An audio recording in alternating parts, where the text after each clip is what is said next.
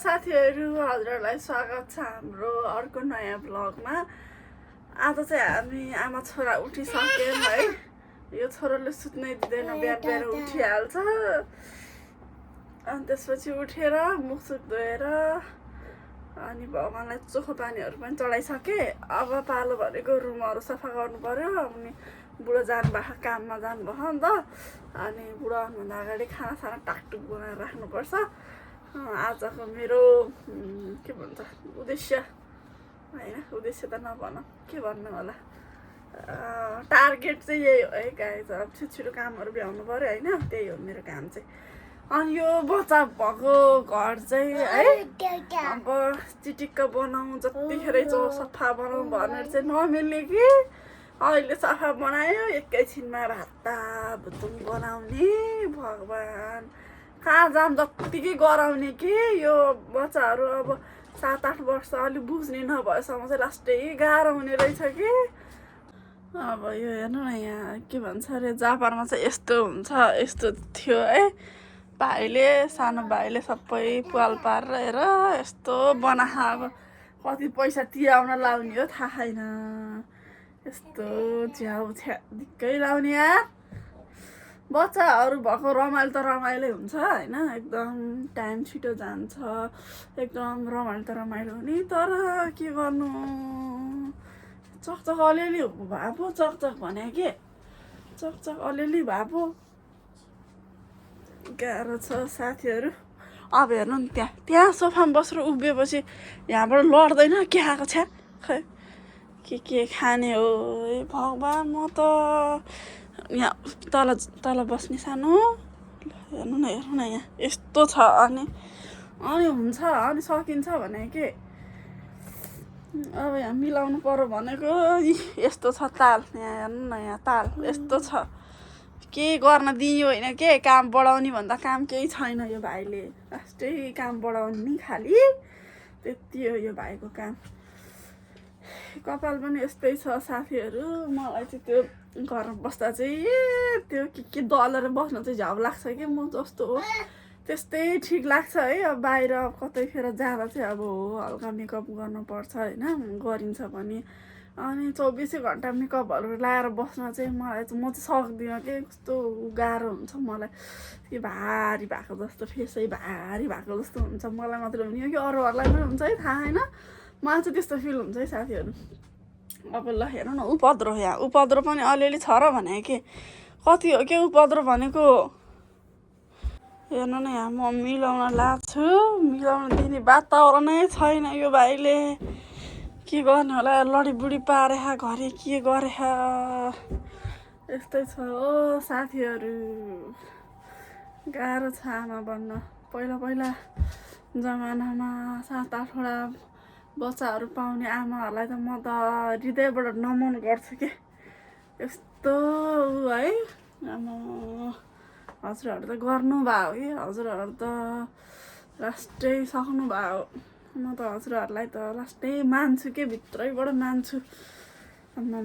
कि पहिलाको बच्चाहरू अलि चकचके नहुने हो कि के हो, आजभोलिको बच्चा मात्र यस्तो हुन् कि आँसु पनि लाग्छ है। अब त्यस्तो त होइन होला, तर आमाहरू तपाईँहरू त खतरो। मैले चाहिँ अब रुम लगभग सबै मिलाएर भ्याएँ के अरे। अब चाहिँ म यहाँ भ्याकुम लाउँछु। अनि भ्याकुम लगाइसकेपछि त कपाल सपाल यस्तो सानो सानो त्यो गिर्खागिर्खीहरू भाइले मुखमा हाल्न पाउँदैन नि त। अनि त्यति गरेपछि अनि ढुक्क हुन्छ। 3-4 घन्टाको लागि फेरि उस्तै बनाइहाल्ने हो भाइले। तर पनि अब गइरहनु पर्छ नि होइन। अब यहाँ भाइ चाहिँ एक्लै खेलिरहनु भएको छ सानो। ल यहाँ नमस्ते गरेर देखाइदिनु त, नमस्ते भन्नु त ल। आमै गुड बच्चा, चुप्पा गरिदिनु ल, चुप्पा गरिदिनु सानो। आमै गुड बच्चा। अब आँखा सङ पारिदिनु ल, सङ पारिदिनु त सानो। आमै। अनि बाई बाई कसरी भन्ने सानो, बाई बाई आमै मेरो सानो गुड बच्चा। यस्तो पनि जाने है हाम्रो भाइले। सिकाइरहेको छु। उसको चाहिँ के छ भने अलि 2-3 चोटि मजाले उसलाई यस्तो है भनेर सिकायो भने उसले सिक्न चाहिँ सिक्छ। अनि त्यो मैले त्यही कुरा 2-3 हप्ता 1 महिना जति रिपिट नगरेर पनि उसलाई फेरि सानो यस्तो गर भन्यो भने उसले त्यो सम्झिरह्यो भने कि ठ्याक्कै गर्छ। यो चाहिँ मलाई हाम्रो छोरो खत्रै लाग्छ है। खत्रै छ दिमागको कि जस्तो पनि लाउँछ घरिघरि। अब त्यो थाहा छैन के हुन्छ पछि होइन। यस्तै छ साथीहरू। अब म चाहिँ गएँ भ्याकुम लाउन। भ्याकुम लगाएपछि मेरो लगभग काम यताको काम भ्याइयो। अनि किचनतिर जानु पऱ्यो, खाना बनाउनु पऱ्यो है। पहिला के म अब सानो हुँदा सानो के भन्नु अलि ठुलै हुँदा भने मम्मीले बिहान उठेपछि के तरकारी पकाउने होला भन्नुहुन्थ्यो होइन। अनि बेलुका भएपछि पनि के तरकारी पकाउने होला भन्नुहुन्थ्यो। अनि यो मम्मी जे छ त्यही पकाए त भइहाल्यो नि है। खालि के तरकारी पकाउने होला के तरकारी पकाउने होला के सुनाइरहनु भएको होला जस्तो लाउँथ्यो क्या आफूलाई है। पछि आफ्नो यस्तो आफू अब यस्तो पकाउनु थालिसकेपछि चाहिँ हो रहेछ ओहो यो भात तरकारी पकाउनु पनि एउटा ठुलो काम रहेछ।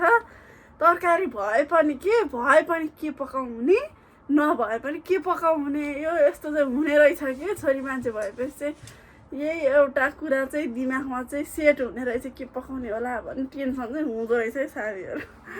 हाँसो पनि लाग्छ। ल है त साथीहरू मैले चाहिँ यहाँ आलु प्याज भिन्डी खुर्सानी काटेर रेडी बनाइसकेँ।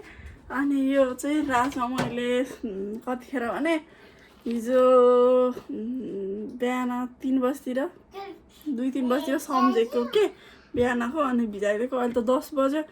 आधी उधी त भिजिसक्यो। अब आधी उधी चाहिँ सिटी लगाएपछि त पाक्छ होला नि त। अनि मैले यहाँ छोरालाई दुध पनि दिइसकेँ। छोरालाई दुध पनि दिएँ। अब बाबु एकछिन खेल्छ। अनि त्यसपछि म चाहिँ खाना बनाउँछु। अनि बिहान चाहिँ मैले बाबुलाई चाहिँ यस्तो बनाइदिन्छु कि यसमा चाहिँ किसमिस राखेको छु, अन्डा अनि तोफु भन्छ के अरे के भन्छ नेपालमा तोफुलाई अलि आएन यार। तोफुलाई के भन्छ भने त्यो के सोया भटमासको चाहिँ ठ्याक्क पनिर जस्तै टाइपको तर सेतो अलि अर्कै खालको हुन्छ होइन। त्यो हालेर त्यो चाहिँ एकदम राम्रो हुन्छ अरे के बच्चाको लागि। हाम्रो लागि पनि एकदम राम्रो हुन्छ, बच्चाको लागि पनि एकदम राम्रो हुन्छ अरे।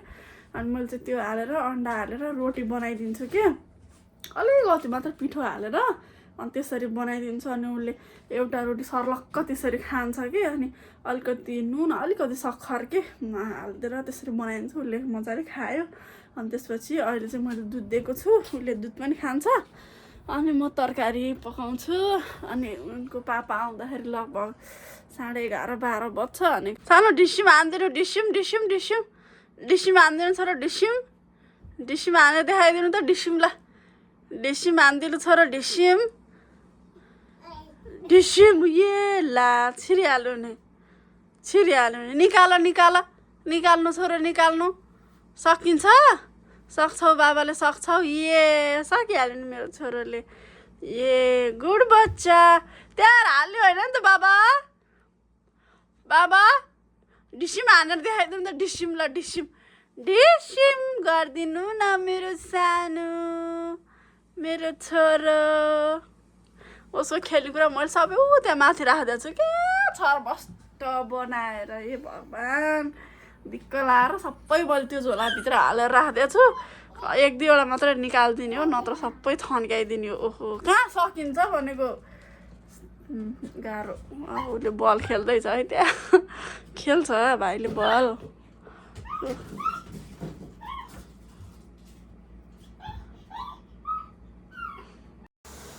ल है त साथीहरू मेरो चाहिँ पछाडि तरकारी पनि पाकिसक्यो, सिटी पनि लगाइसक्यो। अब भने चाहिँ हाम्रो यहाँ डन हेर्नु न डनलाई यहाँ डन भन्ने चाहिँ हाम्रो डन हो। डनले चाहिँ यहाँ टिभी हेर्दै हुनुहुन्छ। अनि यहाँ दुध पनि पोखाउनु भएछ अलिकति टिभी हेर्दै हुनुहुन्छ। अब उहाँलाई चाहिँ एकछिन टिभी लगाएर छोडिदिन्छु। अनि ल आजको लागि यति नै साथीहरू। Thank you for watching guys सबैजनालाई है।